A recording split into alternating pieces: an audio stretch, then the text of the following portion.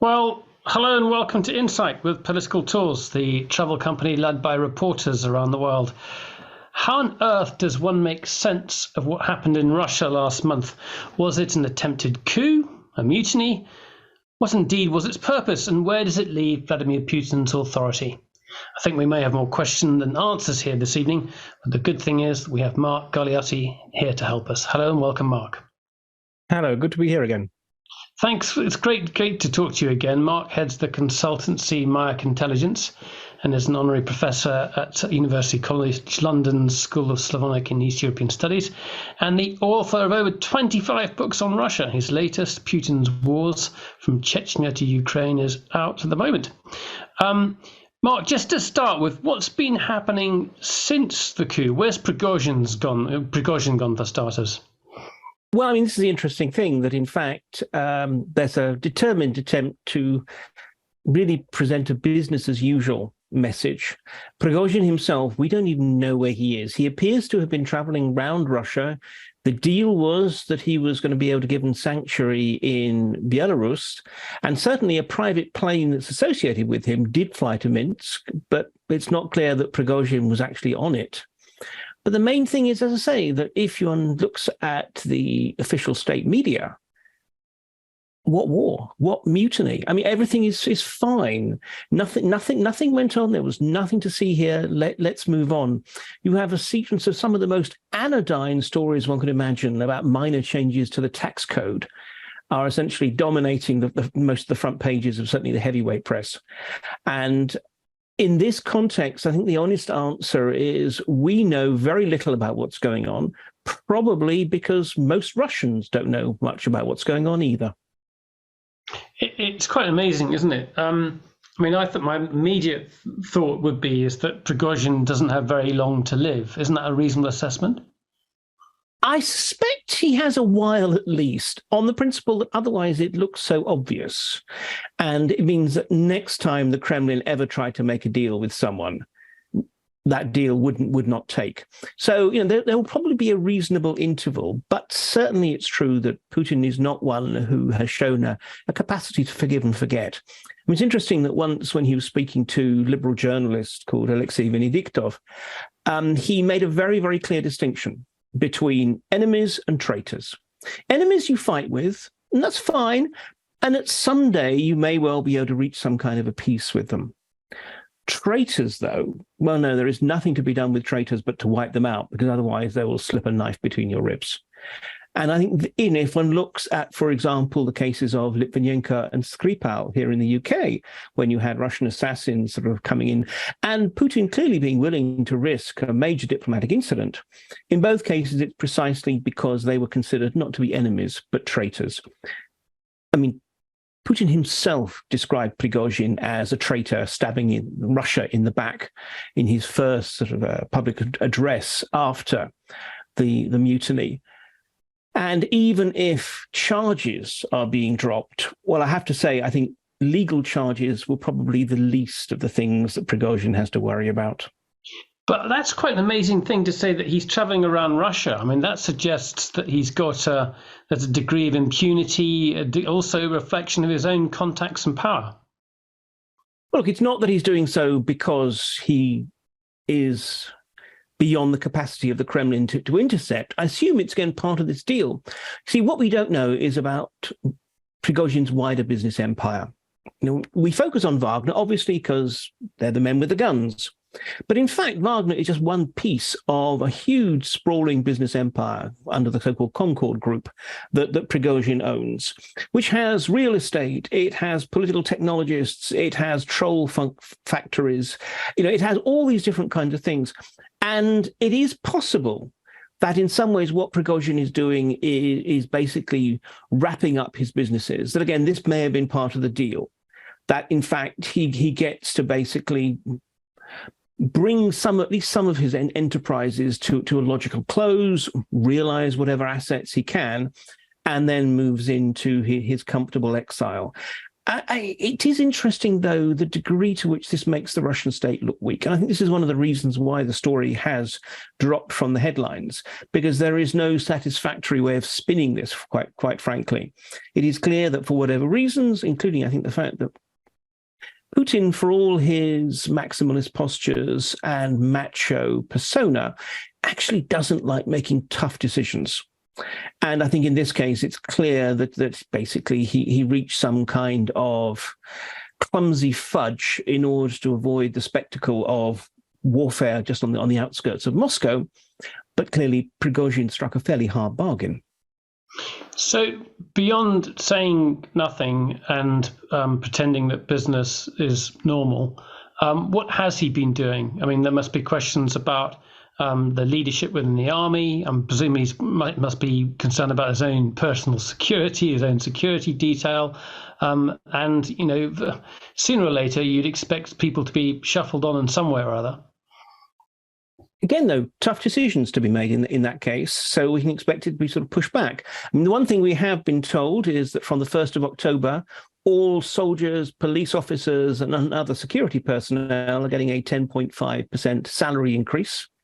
Which again, does have certain echoes of Roman emperors competing to see who could buy off the Praetorian Guard, usually with promises that will never actually be manifest.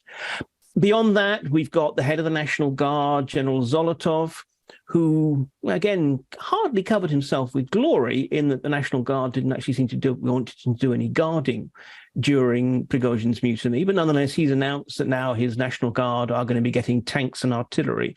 Well, look, the National Guard is first and foremost a riot control force. So if you feel the need to equip your riot control force with tanks, it says something about the kind of protests that you think you might face. Interestingly, the military itself, we've seen a couple of high-profile generals drop from view. Generals who are associated with Prigozhin, who are meant to be close to him, particularly a chap by the name of General Surovikin, a deeply unpleasant man, a man of such a temper that once, after he had chewed out one of his subordinates, said subordinate then shot himself in Surovikin's own office. But on the other hand, an exceedingly able officer. But nonetheless, he has dropped from view now for over a week. And whether he's being interrogated or what, we don't know. So, look, I mean, there are clearly these sort of signs of subterranean pressures taking place. But when it comes down to it, one of the key things about this mutiny was the degree to which the security apparatus as a whole was not willing to support Prigozhin. And Prigozhin himself has expected defections. I mean, he said with characteristic hyperbole that he expects half the army to join him. Well, I think 70 guys did. So definitely it was not half the army. So they didn't defect to Wagner, but on the other hand, nor were they willing in the main to confront Wagner. And we saw that when Prigozhin took Rostov-on-Don, the local garrison just decided to stay at home and, I don't know, presumably sort of polish its boots or whatever. So in this respect, from Putin's point of view, it's a very uncomfortable thing. But do you want to draw attention to that? And more to the point, it's not just simply a case of picking a couple of generals who perhaps turned against you and using them as scapegoats. Is he going to gut his entire command structure? I mean, Stalin did this just before World War II, and it really did not do any favors for the Red Army. So I think in this context, actually, Putin is stuck. I don't think he quite knows what to do. Can we talk then a bit about the where power lies around him? I mean, I think we all know that Prigozhin is a man of Putin's making.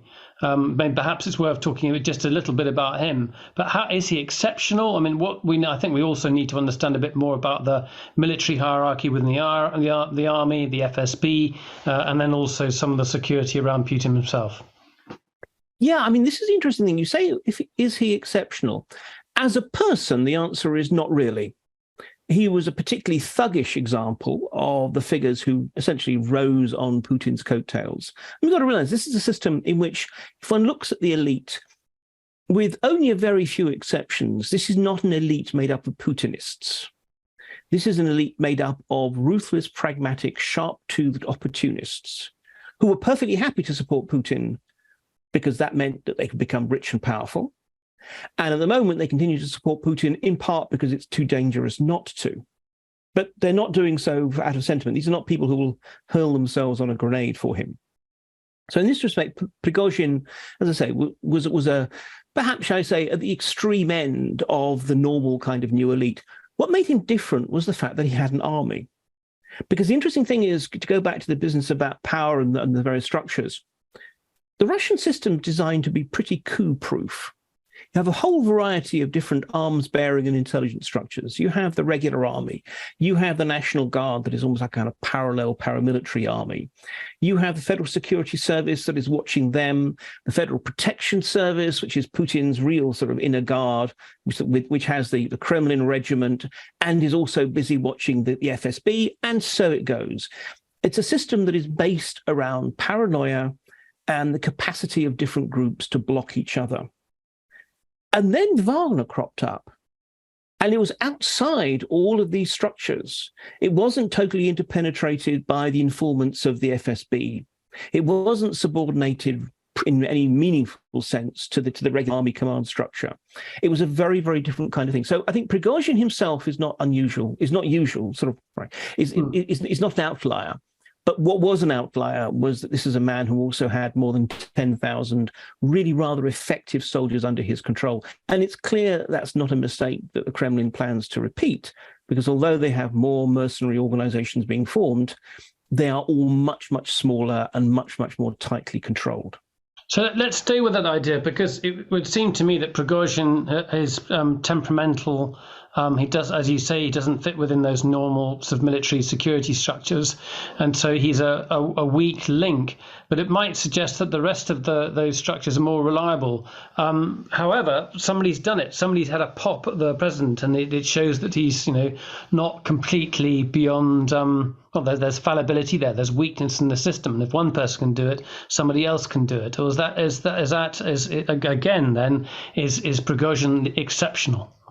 Well, look, I think we have to realize what was it that he was after. Prigozhin was not, as near as we can tell, trying to topple Putin or install himself as the new leader or whatever. He probably hadn't even anticipated or planned to actually try and attack Moscow anyway. This was something that we regard this as extraordinary. But if we were in the medieval era or even the early modern era, the notion of one particular baron or boyar gathering his feudal levies and sort of marching off to try and impress the monarch with his power and his will in order to change the monarch's mind. I think that's the crucial thing. This was coercive negotiation. This was Prigozhin trying to basically push back against his main rival, the Minister of Defense, and retain his autonomy. And it was kind of a last throw of the dice in that respect. So yes, on the one hand, it has shown Putin to be weak. The fact that he could not actually sort of deal with this quickly and expeditiously. And more to the point, this is the very first time we've had a real test of the loyalties of the security apparatus. Up to now, we've tended to kind of assume as the default that Putin had absolute control over them, that they were the final backstop of his rule. Now that becomes much more questionable. But that said, this was also an example of the fact that in some ways, in this system, exactly, if you have autonomy and you have the capacity to project some kind of force, which need not be military, you do have a chance of persuading the boss to change his mind. And I think this is the sort of the worrying lesson for Putin. Not that people are going to start trying to topple him in a coup, but that more and more people will think, actually, maybe I will have the capacity to throw my weight around and change policy in terms of this policy or that. Because after all, Ramzan Kadyrov of Chechnya has been doing this for years. He's got away with it. So other people might think, maybe I will too. But are there any obvious examples? I mean, thinking about leaders within the FSB. You know this better than I do. Are there any other possible candidates? I mean, I think that again, if we move away from the obvious military force, I think a lot of this is actually going to be people like regional governors. We've seen this in the past. What happens is when the centre gets weak, the regions become disproportionately more powerful. And one could imagine people in the Far East thinking, well, actually, we're being plundered by Moscow to support a war that has nothing to do with us. We're not even getting hit by the occasional Ukrainian drone. So, we will find some reason to say, actually, no, sorry, on this particular point, we need a special tax exemption or whatever. Sounds much less exciting, and it is, than a mercenary army rolling up the M4 motorway towards Moscow. But in many ways, this is actually just as corrosive toward the capacity of the state to actually operate. When you start to have your various regional satraps beginning to think, I may have a little bit more mileage and leverage than I thought I had before. Okay, well, let's talk about how this has affected the war in Ukraine. And you touched on it earlier, that question of loyalty versus effectiveness. You want your generals, you want your people in the intelligence services to be completely loyal to you, but are they any good at your job? And that becomes obviously a much more important question when you're fighting a full-scale war. Just to start with, has there been any impact from this, the mutiny fallout from what Prigozhin has done? What impact, for example, has there been when the fact that the Wagner troops are no longer on the front? The honest answer is not really. I mean, the Ukrainians are making incremental gains along a very wide front, but nothing sort of particularly dramatic. The thing is, Wagner had already been pulled out of the front line. It was very, very badly mauled in the sort of the meat grinder of the Bakhmut struggle for that particular town. And so it was out, and it was probably being reconstituted. Odds are, as a relatively effective, relatively elite force, it was being held in reserve, so that if the Ukrainians did manage to break through the main defensive lines, Wagner would be one of the forces that could be rushed to deal with that. So given that Wagner fighters are meant to be being sort of shifted into other mercenary units or the regular Ministry of Defense forces, for the moment, essentially, that's a 10,000-man force, which is no longer available. So, I mean, again, that will matter, but it'll only matter if the Ukrainians punch through. Because on the whole, frankly, the Russians are demonstrating, as they have so often in the past, they're much better in the defense than they are in the offense. Having failed so catastrophically, really, in the first year of the war, now that they're dug in and essentially resisting, they're actually not doing a bad job. And we certainly didn't seem to see at the time of the mutiny as if actually that affected the soldiers. We didn't see them beginning to falter or similar. So in the short term, the answer would seem to be not really. There is, however, one kind of perverse effect that Prigozhin was determined to topple Defense Minister Shoigu and Chief of the General Staff Gerasimov, who, it's fair to say, have not exactly shone in this war. Probably, we'll have to wait and see, but probably Putin will now feel he has to keep both men, at least for a while, because otherwise, again, it looks like he's actually pandering to Prigozhin. And so from the Ukrainians' point of view, I mean, actually, let's say if a man like Surovikin had become chief of the general staff and commander of the army, that probably would have been a much worse position for them. So there must be, on some level, a sense in which actually the Ukrainians are glad to have the rather ineffective devils they know than the potentially more effective devils they don't. I'd like to get people's questions, so if you can start putting your questions in the Q&A box, we can put your questions directly to Mark. I can see at least one. We've got a question coming up from Steve Kenny in a second. But before I go to that, Putin always put out this idea towards a West, the United States, but particularly more governments in Europe who are uncertain how to deal with the crisis in Ukraine, how to deal with the conflict there, that if they pushed Russia too far, there would be a risk of Armageddon and a direct conflict with Russia. Has that changed? How has the mutiny affected Western resolve? I mean, interestingly, it has in some ways amplified existing feelings.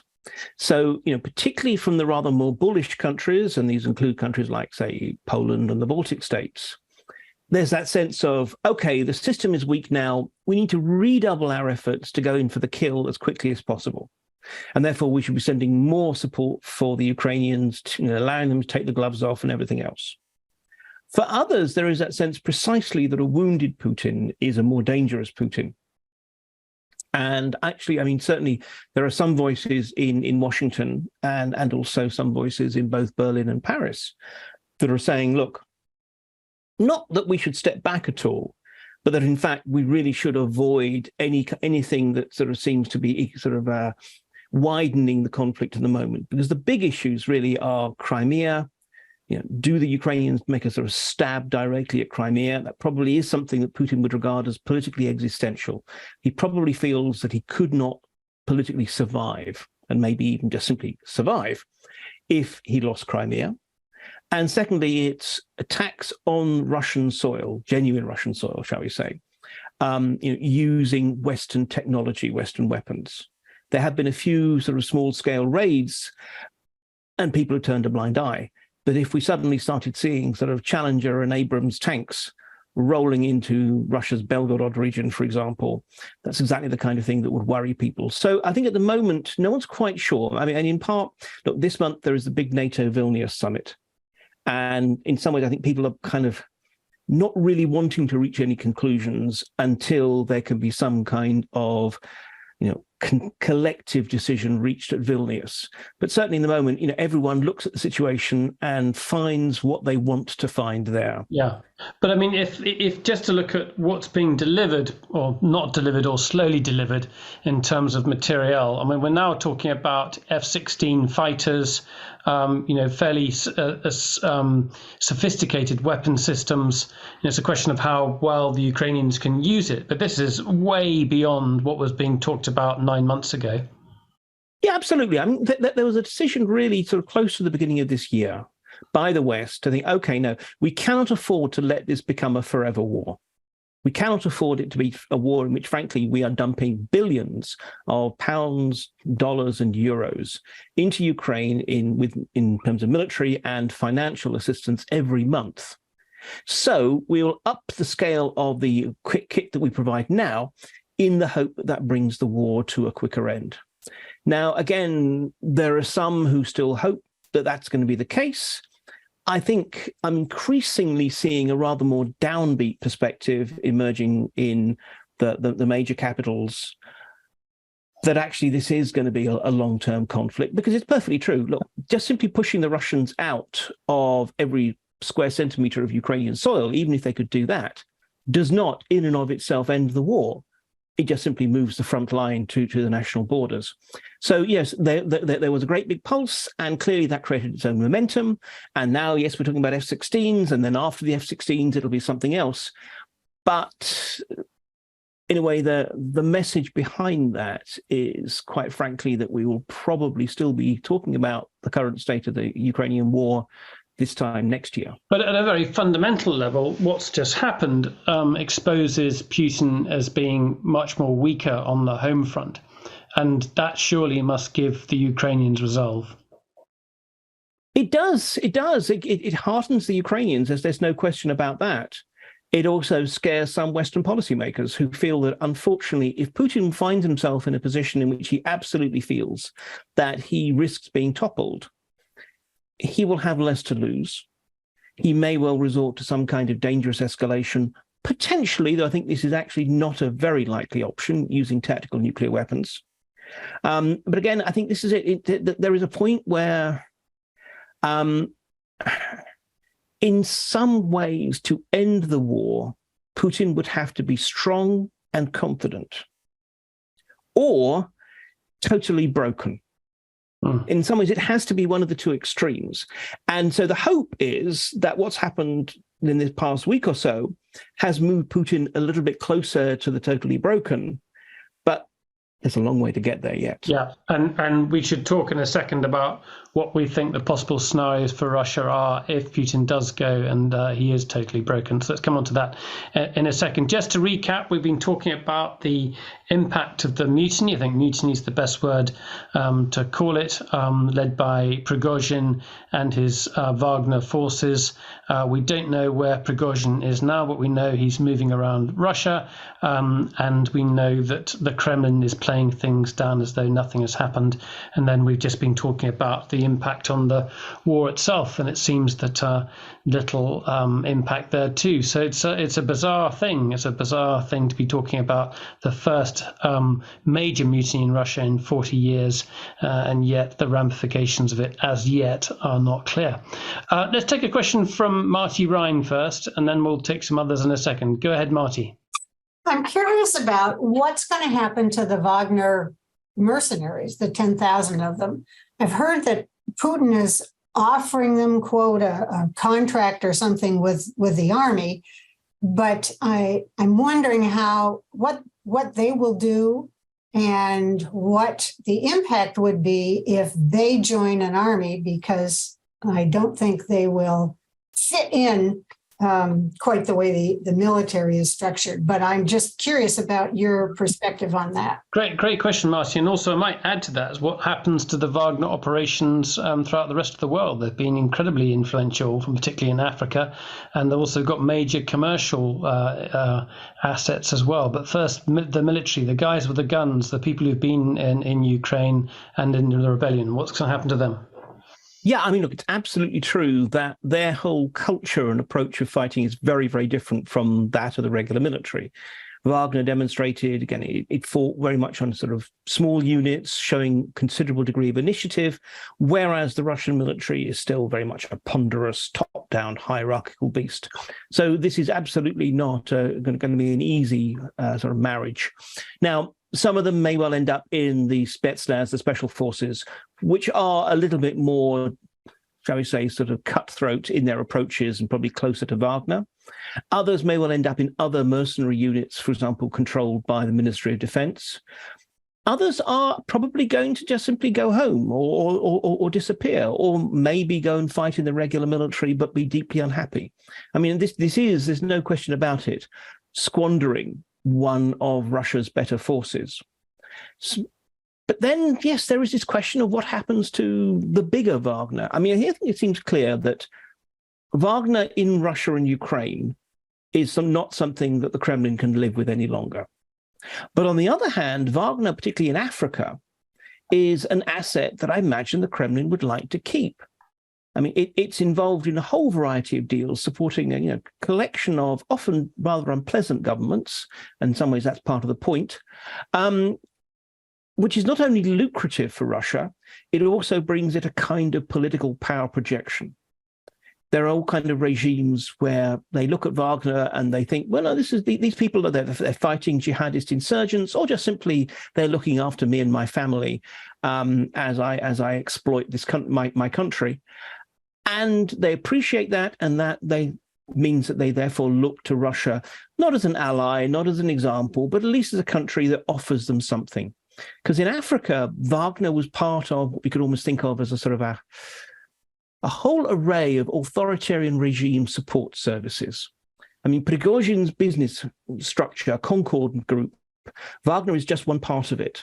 So yes, fine, you want some soldiers to fight insurgents, to protect your VIPs or whatever, Wagner can provide it. But you also want political technologists to help you rig an election. Well, Concord Management Group has got those people as well. You want troll farms to create some kind of astroturfed fake social media campaign in the West to try and convince Western policymakers that you're actually a decent regime after all. The Concord Group can provide that. And meanwhile, you don't have to pay them cash on the nail. You can actually pay them with a share of your gold or your diamonds or whatever. And yet another part of Concord will handle the extraction industry and turning that into cash. I mean, its strength was precisely that Wagner was part of this kind of conglomerate of services. And we don't yet know what's going to happen to that. My suspicion is that the Kremlin would like to keep that side of Wagner, that it won't really be able to do so without Prigozhin. But more to the point, look, what happens every time in Russian politics is when anyone is weak, the vultures start to swoop down to grab whatever they can. Already, for example, there is word that Yuri Kovalchuk, very rich and powerful banker, very, very close to Putin, regarded actually as Putin's banker, has his eye on the media empire, the Patriot media empire within Concord. And the point is, once you start picking apart, once people all grab the bits that they want, then you're going to be left with a Concord group that is basically pretty threadbare and will be much less impressive in terms of its offer in Africa. So I suspect that in the long term, in the medium term, Wagner in Africa will collapse, despite what the Kremlin would like. That's amazing, isn't it? I mean, because that's been a major tool of Russian foreign policy and an incredibly effective one. So if that were to come to fruition and in a sort of more chaotic way, that would be a significant, have a significant We should never underestimate this regime's capacity to sabotage itself. Amazing. Let's take a question let's just take a question from Alan Livingston. Alan, you go ahead. Alan is in Texas. Yes. Nicholas, can you hear me? Yep. Yeah. Happy 4th of July, Independence Day here in America. It's a big celebration. And I had no clue. I had no idea.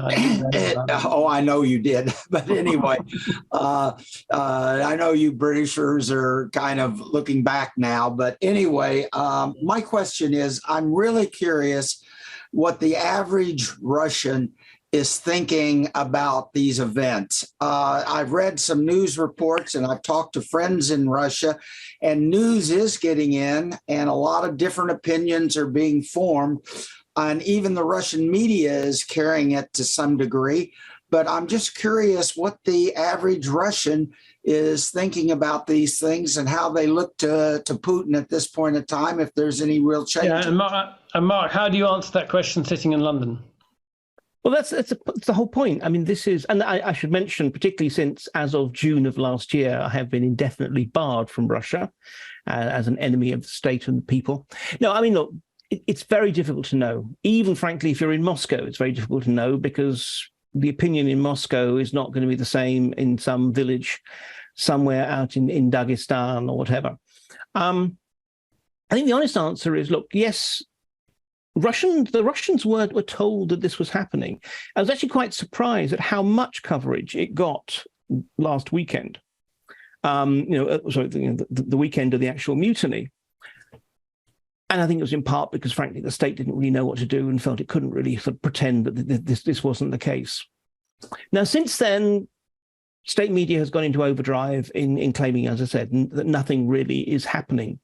That's not, I think, really going to have much traction. The majority of Russians now do not get their news from newspapers or TV, but rather from the internet. And although the Russian government is trying to clamp down, it's not like China, where they can throw up the Great Firewall and basically keep out whatever news they don't like. Just the simple architecture of the Russian internet is such that there's a lot more diversity of news and opinion that reaches ordinary Russians. It was striking that when Prigozhin was leaving Rostov-on-Don, we saw the pictures of large crowds cheering him on. And that's not necessarily because they cheer him on as a person. I mean, you must remember this is a deeply unpleasant thug who sanctioned murder and so forth. I think it was more a sense of, on the one hand, look, this was a guy who definitely, was a war hero, but also was someone who had challenged the status quo, challenged the Kremlin. I think very, very broadly speaking, and this is very much kind of almost a sort of an approximation, there have been attempts to try and gauge Russian public opinion. You can't just simply ask people, so what do you think of the war? Because they know that that's a very dangerous question to answer. And you won't get anything like an honest answer. So people have tried more clever ways of trying to sort of, get round that and get a sense of their opinion. And broadly speaking, we've got about a quarter of the population that is supportive of the war, a quarter that is hostile, and a half that is desperately trying not to have any kind of opinion. It's actually trying to avoid all thought of the war. If you look, for example, at the viewing figures of not just TV news, but also the kind of geopolitical talk shows that are a staple of Russian television, they have plummeted. People just want escapism. They just want to pretend the war isn't happening. The interesting thing about this mutiny was, in some ways, it intruded on even those people were suddenly being faced with news about the war and news about the fact that it was creating this kind of dissonance within the country. So look, I mean, the honest answer is, when it comes down to it, I have talked at length, and like any good academic, I can talk at length, but I also have to acknowledge I don't know. But on the other hand, my suspicion is that this will actually have begun to force that 50% of Russians who are trying not to have an opinion into beginning to actually think about it. And I don't think it's going to be a comfortable process to be going through. I want to take two questions back to back, and also this touches upon the article that you wrote recently in The Spectator. And the question is really what comes next? If Putin is not forever, and Diane Cook's got a question about that, we have to envisage what might come next. So with that in mind, they've got two questions here. Let's start with Diane Cook. Go ahead, Diane. Mark, yeah, you talk thus far as though Putin is going to be around forever, but in Russian terms, he's an old man. So my thought really is, what do we in the West know about the likely successors and how they are positioning themselves for when he's no longer around, for whatever reason? Okay, and then let's take a question from Sheila de Belague as well, if you're there, Sheila. Yes, hello. If your prediction is right that regional governors and such like will start flexing their muscles and making demands on Putin, how do you see that playing out in the long term? So, Mark, can you talk a bit about what you wrote about in The Spectator in response to that, in terms of what kind of Russia? I mean, first of all, there's the immediate questions of who's out there to replace him, who might want to replace him. But then there's what kind of Russia might replace this structure. Sure. Well, I mean, just start with dealing with the issue about Putin's longevity. And of course, yes, there will be Russia after Putin, thank God. The bad news is that although there are all these tales about, he's got blood cancer, or he's got this, or he's got that, or the other, I mean, certainly as I understand it, I mean, I do know that the CIA has several medical doctors on retainer who literally are shown every single bit of footage of Putin. And apparently their judgment is, yes, indeed, he's 70 years old. He has certain ailments. We know, for example, he has recurring back problems, but that there doesn't seem to be anything that they can tell yet that is actually going to sort of take him out in short order. And therefore, I think, what we're actually more likely to see is, with Putin and indeed the state, is more a process of steady debilitation. Putin gets weaker. He has become weaker as a result of the compromises he had to make to get through this crisis. And that means he has fewer resources to cope with whatever the next crisis comes along. And we don't know what it is and when it'll be. It could be economic collapse. It could be a collapse of the front lines in Ukraine. It could be indeed Putin suddenly getting very ill, another Chernobyl. We can all sort of conjure all kinds of scenarios. All we do know that is a constant in politics is there will be another crisis along in due course. And I think this is it. Putin becomes weaker each time. So we could see a situation, I think it's unlikely that Putin will actually stand down on his own initiative, because I think he's in such a situation in which, he knows that his power, his wealth, and quite possibly his freedom would then depend entirely on the goodwill of his successor. But on the other hand, we could see a situation, for example, in which someday things get so bad that precisely he is confronted by a collection of the great and the not so good in suits and uniforms, who basically say, Vladimir Vladimirovich, it's time that we had a chat. And he's encouraged, shall we say, to retire with honor. Now, in those circumstances, the interesting thing is that, I mean, we can come up with all kinds of names of potential successors. I think two things, though, are pretty clear. First of all, there is no one who has the authority, the stature, and the connections to just simply step into Putin's shoes. So in other words, it'll almost certainly be a process of negotiation, that there will be, all kinds of backroom deals, and eventually there will be a consortium that in effect replaces Putin, maybe with, a weak front man or a strong front man or whatever, but certainly as a result of coalition politics. And that's good, because coalition politics tends to drag politics away from the extremes and towards the center. The second thing that is almost certain is, maybe not the person who immediately succeeds Putin, but essentially this will be about a generational shift. There is a a generation of political leaders, the 50-something-year-olds, the early 60-something-year-olds, who are getting increasingly impatient as Putin's system becomes increasingly gerontocratic and sclerotic. As Putin tries to sort of stop any kind of reshuffles, keep his cronies in place. I mean, 70 is the age where there's mandatory retirement. But time and time again, various of his cronies hit age 70, and there is a presidential order exempting them specifically from that. So that means it's a whole generation who are sitting there looking at their watches, wondering when it's going to be their time in the sun. And the interesting thing is, and look, as I say, I can't say I have ever hung out with oligarchs and government ministers, but I have encountered quite a few people, shall I say, who are more, either minigarchs or who work for the oligarchs or who are senior figures within the administration. And the thing that has struck me is there's a big difference between them and the sort of septuagenarian Putin generation.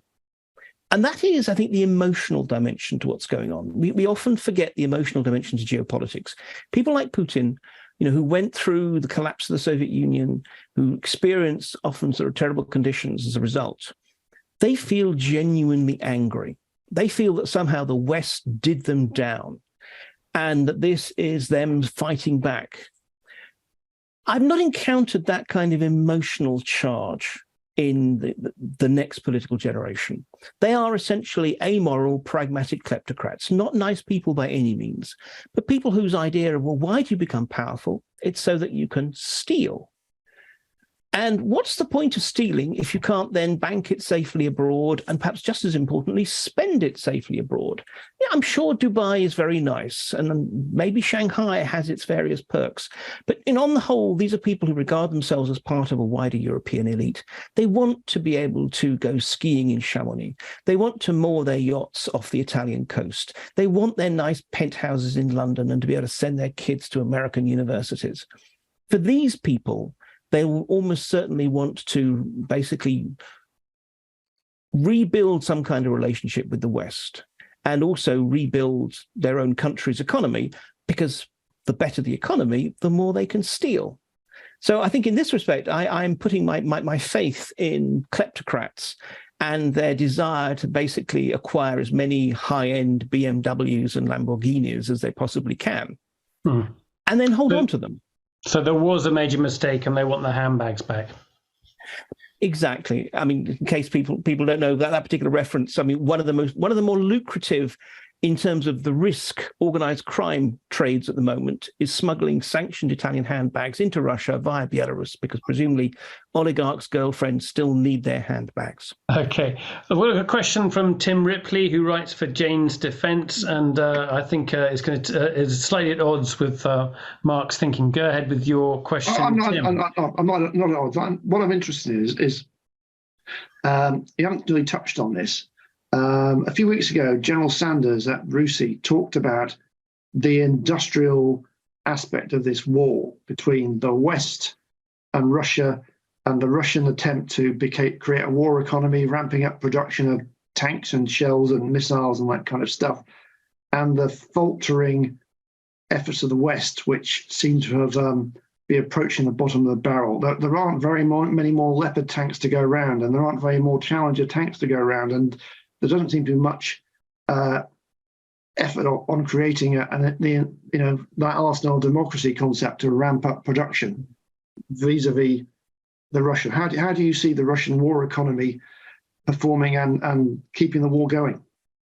Yeah, I mean, I think this is one of the very sort of sad stories. Is there was so much triumphalism about the capacity to use sanctions in the early stages of the war. There was that sort of, this is our Western secret weapon, that we can use these sanctions and we'll bring the Russian economy to its knees and thus force Putin to sue for peace, et cetera, et cetera.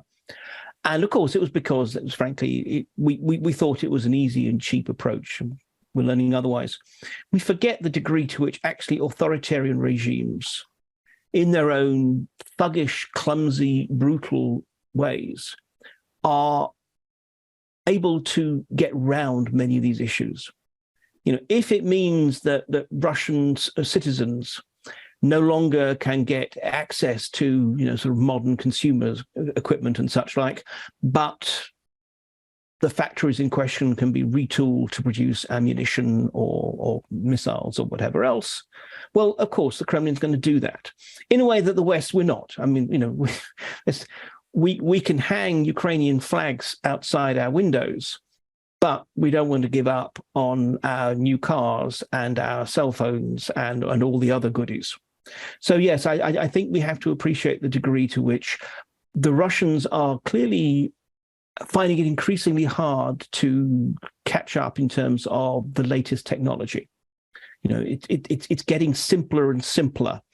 But on the other hand, in terms of that basic stuff, which unfortunately does include artillery shells, the Russians clearly, they have moved into a wartime economy. They've got factories that are running 24/7 at the moment with 3 or 4 shifts. The civilian economy is suffering because the workforce is being transferred or poached to the defense sector. All of these things are happening. And I mean, I think it is clear that even without the possibility of assistance from the North Koreans, which probably means sort of basically laundering Chinese shells, even without that, actually Russia can keep this going for quite some time. And I think, again, we have to acknowledge this, the degree to which we have to plan at least that we're in this for the long term. And maybe we'll be comfortably surprised because, next Wednesday there'll be a successful coup against Putin or something. But that's not the way that we actually have to plan, given how long it takes to get things moving. So I think you're absolutely right that at the moment, we in the West are not really geared for a marathon. Yeah, so Mark, for those that don't know, what kind of progress is being made in this new offensive that's been taking place over the last few weeks? I mean, at the moment, and I don't understand as if I'm damning with faint praise. I mean, there has been incremental movement across this very broad front line. The issue is, I think, that at this stage, the Ukrainians still haven't committed the bulk of their modernized Western-equipped forces. They're still trying to do 2 things. One is to identify weak points in the Russian defensive line, and which, after all, the Russians have built a lot of static defenses, trenches, barbed wire, minefields, lots and lots of mines and the like. Secondly, there's an element of feint and counterfeint. What they want is the Russians to deploy their reserves. So once their reserves are deployed, then in a way the other parts of the front line become vulnerable and worth attacking. So in some ways they're hoping to provoke the Russians into deploying those reserves, which after all now depleted, courtesy of the disappearance of Wagner. But so far at least that hasn't worked. But again, I mean, we shouldn't be surprised. This is relatively early, and again, I think that the kind of people, particularly the sort of social media commentariat, who were talking up about how, the Ukrainians, courtesy of their new tanks, would sort of slice through the Russian defenses like a hot knife through butter and all that kind of thing. Look, for all their numerous flaws, firstly, the Russians can learn lessons. And secondly, they do have able professionals and people who know how to handle the defense. So, it's still very much all to play for. Okay, let's take a question from South Africa. Thomas Kurtwood. Go ahead, Thomas.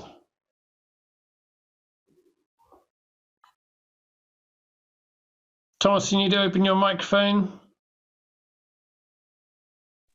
Can you hear me now? Yeah, go ahead. Go on. Thank you very much. You mentioned the last few weeks that Putin's actually an injured animal. How does China, Jinping, and India with Modi, how does his allies, how would they react going forward and being a partner of Russia? Yeah, I mean, this is interesting. Look, we have to acknowledge, frankly, that Russia has no allies. It has people or countries which have certain similar interests at times. China is the most obvious example of this. Look, from China's point of view, yes, it's perfectly happy with Russia doing what it can to undermine what it regards as essentially a Western-dominated world order, and also to attract all the attention of the West in that particular direction. I mean, from China's point of view, in some ways, this war is win-win. I mean, it's always a danger. I think there's a sort of current trope, which more or less says, whatever China does, China will always win. China always thinks, in generational terms, which I think sometimes is a bit exaggerated. But in this context, look, if Russia wins or achieves something that looks a bit like a win in Ukraine, the likelihood is that the West will fall into recrimination and introspection, and also precisely will have found its military stocks deeply, deeply depleted as a result of the amount of kit that they've had to send to Ukraine.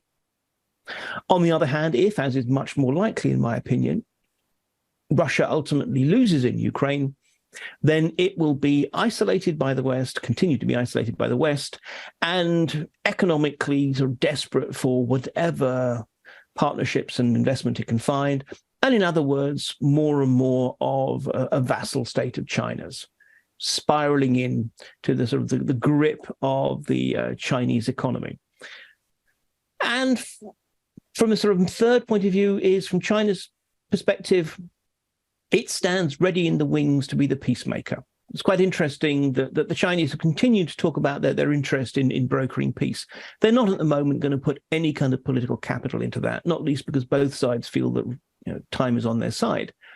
But if, as and when, a situation arises where both sides are exhausted enough, or the Russians are desperate to get out, or whatever, that it looks as if some kind of a peace deal can be struck, that's the point when we'll probably see the Chinese coming in. Firstly, because they know that Putin is more likely to take nasty medicine if it's provided by the Chinese rather than looking as if it's provided by the West. But more to the point, because it will allow the Chinese to then say, look,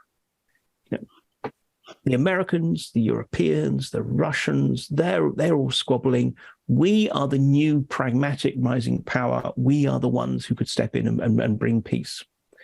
Now, where does alliance with Putin fit in all this? Well, the answer is it doesn't really. They're happy to buy what they want from the Russians. They're happy to sell a certain amount. We've seen, for example, dual-use technologies, ones which are essentially civilian but also have a military capacity to be used, being sold particularly through third parties, Central Asia, Turkey, and the like. But there's no military support. There's rather lackluster political support.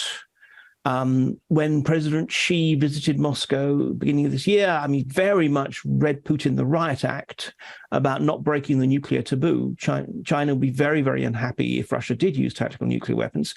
So, again, this has always been a pragmatic and often quite hostile relationship. But the point is, they have an enemy in common.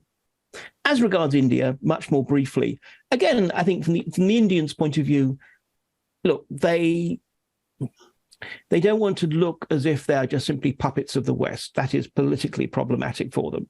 Instead, they are positioning themselves and more or less saying, well, who's got the best deal for us? Modi was in Washington very recently, and part of his purpose of being there was more or less saying to the Americans, if you want us to be more on your side, what's it worth? Already the Indian military, which used to be very, very heavily dependent on Russian imports, is actually diversifying away from that so that they're not so dependent upon Moscow. So, I think generally this is it. If you have no friends, you cannot expect to have allies in time of war. We've got a question from Maureen O'Mara, and she's asking, what role did Lukashenko actually play in Prigozhin's negotiations with Putin? Well, if you believe Lukashenko, he was absolutely pivotal in handling everything. But on the other hand, it's fair to say that Lukashenko has not proven always to be the most reliable source on his own actions. What it seemed to be is actually that the real negotiations were basically handled by officials, probably Nikolai Patrushev, the Secretary of the Security Council, and Anton Vaino, the head of the presidential administration. These are serious, heavy-hitting figures, but the point is they do not have the kind of weight of a head of state. Prigozhin wanted to talk to Putin. He wanted that security, that imprimatur. Putin, and again, example of actually just how, in so many ways, small a man Putin is. Anyway, Putin refused to talk to him. So they turned to Lukashenko, who had met Prigozhin and knew him, as a sort of suitable surrogate interlocutor. But I think really Lukashenko's role was more just to kind of step in at the last minute to give the deal that had been hammered out some kind of sort of greater sanction and weight rather than anything else. But the point is, having done so, he now gets brownie points. He can use that, in some ways, he can now play that, if I can mix my metaphors, as a card with Putin, more than saying, look, I did this for you, and therefore you now owe me. We're just got about 5 minutes left, so do put in, if you've got any more questions, please be quick to put them in the Q&A box. A good question from Alan Livingston. Go ahead, Alan.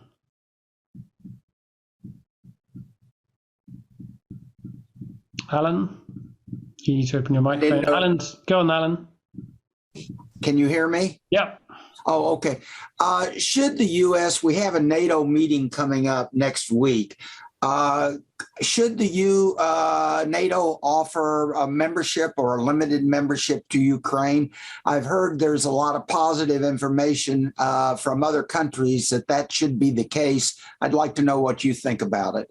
How on earth could that happen at this stage, Mark? I mean, look, I think the honest answer is where there's a will, there's always a way around all those sort of tedious little minutiae of treaties and such like. Look, I actually think that NATO membership ultimately will be almost inevitably part of this kind of security guarantees that Ukraine needs. So I have nothing against it, though it will be difficult in the middle of a war, because you can't actually sort of do that and then say, oh, and by the way, this counts as an Article 5 issue in which, all NATO forces will now be supporting Ukraine. So it would almost have to be, yes, you're a NATO member, but this war doesn't count, which would be a very, very bizarre situation. I think more to the point, though, yes, NATO is going to be eventually part of the solution, but it can't be the only part, because Russia has so many other ways it can mess with Ukraine. In the long term, the only real guarantee for Ukraine's security is a happy, stable, prosperous Russia that believes Ukraine has a right to exist. And yes, so fine, bring it into NATO, do all kinds of other things. But we also have to think about how you get to that kind of long-term prosperity and security. Okay, I'm going to get a quick question in from Steve Kenny, which is more about your personal circumstances, your inability to travel. Go ahead, Steve. Hi, Mark, and thanks very much for coming. I don't think I've ever had a chance to talk to somebody who's been barred from Russia and characterizes himself as an enemy of the Russian state. So how did that happen? Well, the honest answer, look, the interesting thing is, you see, I'm actually regard myself as a great friend of Russia. I just happen to feel that Putin is an enemy of Russia. The answer is, I have no idea. Look, I mean, I suspect that although if I had any kind of common sense, I would market myself as Mark Galeotti, the man Putin fears. However, if I'm honest, I imagine it's just simply as part of the sort of tit-for-tat process that some junior foreign ministry desk officer was told, we need a list of 28 Brits who have been pained in the backside. And they just Googled and just came across it, because it's very rare for me to find myself on the same list as Piers Morgan and the Director General of the BBC, and yet here I am. The really strange thing is they didn't actually tell me. The first thing I knew was when a journalist rang me up and said, I don't know if I'm the first with the bad news, but were you aware that you have just been barred from Russia? So that's the process. And I think it's going to be very hard to get off this list while Putin is still alive. So my ambition is now just simply to outlive Putin. But I fancy my chances. I wouldn't want to fancy my chances traveling to Russia at the moment at all. I mean, we've obviously stopped doing tours there. I think it's just too much of a risk. The interesting thing is that whereas, yes, hostage taking seems to have become an element of statecraft. However, Brits tend to be less likely to be in that situation because Britain does not negotiate. Firstly, because actually the British Prime Minister cannot, for example, pardon someone in prison the way, for example, an American president can. You could have these kind of hostage swaps. But also because actually, the last time Britain engaged in any kind of direct swap like that was 100 years ago. Robin Bruce Lockhart, just after the Russian Revolution and as a product of the Civil War. So ironically, in that respect, I think Brits are a little bit more safe. But more to the point, look, anyone I would try to meet, I would be basically painting a crosshair on their back. So yes, for all kinds of reasons, even if I were not banned, this probably wouldn't be a good time to be traveling there. Mark Galeotti, there we have to leave it. Thank you very much indeed. Our hour's up. We can't fit in any more questions. It's been a brilliant conversation, though. Thank you very much indeed for your time. My pleasure. Good to be here again. Thank you very much. Just stay with us, everyone. We'll have a brief chat afterwards, but I also want to highlight the talks that we've got coming up. My thanks again to Mark Galeotti for his time. Really good talk. So just coming up next, we've got Charlie Gamble, who's a former British Foreign Office diplomat who's based in Afghanistan. He's written a lot about Afghanistan and Iran, and he's going to be talking about Western foreign policy towards Afghanistan, which he thinks is barking up the wrong tree, so to speak. That's the 11th of July at 9 p.m. Stephen Castle from the New York Times is going to be talking about Britain post-Boris, essentially looking back at the parliamentary inquiry into Boris's conduct in Parliament, which forced him to resign, and where Boris goes from this, but also where does British politics go from this? Boris has had a remarkable effect, of course, from Brexit to the pandemic, then, of course, his resignation. So that's on the 13th of July. We've got 2 more talks coming up in the rest of the month, and we'll be sending out those details.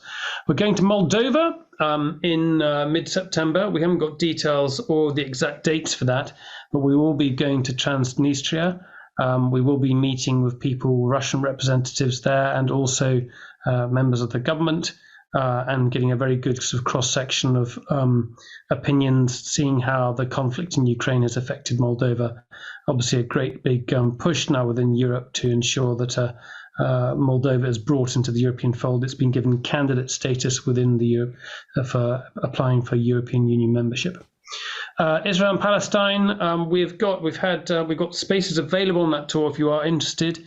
Obviously, things are looking a bit tricky there at the moment. We've managed to run every tour we wanted to Israel and Palestine, despite circumstances. In other words, we can find areas to go which are fairly peaceful. Obviously, there's a lot of concern there at the moment because of the conflict in Jenin.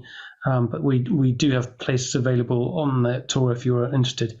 South Africa is taking place at the end of November, 23rd November to the 3rd of December. Places available there too. And then we are going to Iowa in January, mid-January. It looks like it now. The Republicans have yet to announce the date for their caucuses, but we think it's going to be mid-January, and they are going to announce those dates in about a week and a half's time.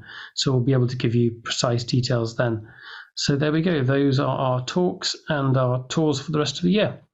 Marty, you're there. I'm sorry we didn't get round to your question. We ran out of time, but I think he was driving it. I think he was trying to say that he didn't. The question you were going to ask was that if there was someone who replaced Putin, would they have the same sort of imperial mindset? And I think what he was trying to drive at, and this was very much the sense of his Spectator article, was that that's not necessarily the case. There's no sort of predetermined disposition of Russia to have a sort of an imperial outlook, and there are many in Russia who'd really prefer to have much better terms with the West, and that means having respect for Ukrainian sovereignty as well. Did you get the rest of your questions answered? Are you still there, Marty? I am, and that makes sense what you just said. So thank you for that. I was just thinking that if Putin gets weaker and weaker with whatever upcoming crises might occur, and somebody kind of took over, that maybe they would just plain stop the war and get on with life without worrying about taking over Ukraine. Yeah, and I think that was one of his suggestions, was that you might get a group of people who come to Putin if they see him as being too weak and that the war is going, badly, and coming to him with a fait accompli and saying, look, this is what's going to happen to you, Mr. President. You need to move on, which is what happened to Khrushchev after the Cuban Missile Crisis. He was effectively forced out of the party, forced out of government by the party. So Stalin asked for, he back in the 1920s, he would try and solicit people who wanted his resignation, and then he'd have them bumped off. So it's you've got to be confident that when you're going to do it, you're capable of removing them out at the top.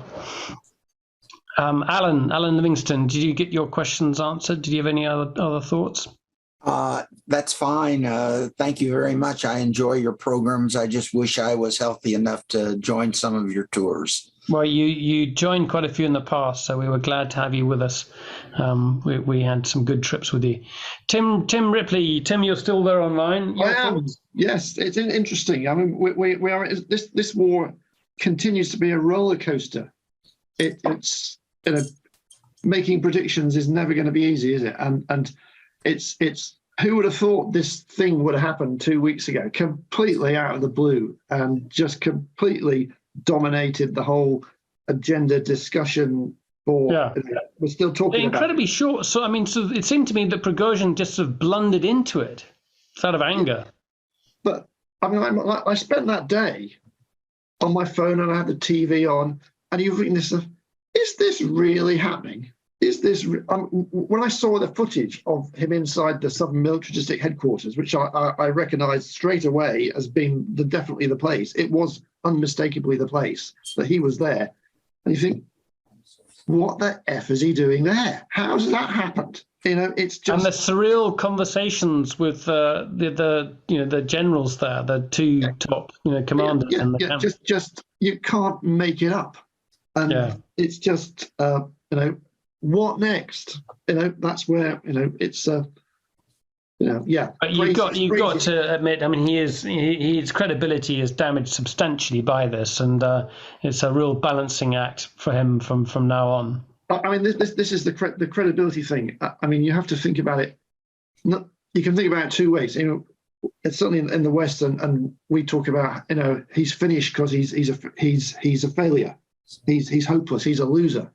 But does that mean you're going to get a Gorbachev type character who comes in and restores how it used to be, or are they going to get someone who wants to win?